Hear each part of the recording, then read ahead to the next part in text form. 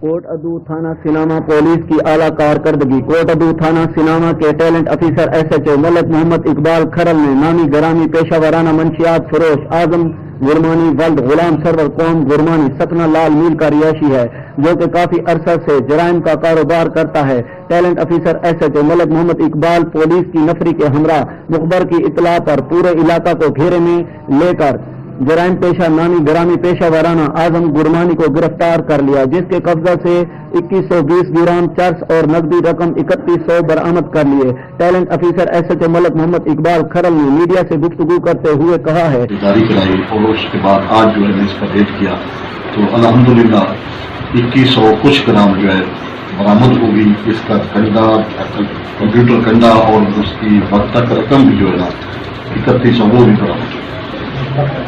کہ میرا اعلان ہے جو بھی بچے کچے جرائم پیشہ افراد ہیں وہ اپنا قبلہ درست کر لیں، ورنہ ان کی نیندیں حرام کر دوں گا۔ S H O Malik Muhammad Iqbal Kharal, camera team کے ساتھ محمد یعقوب، راز نیوز، کوٹ ادو۔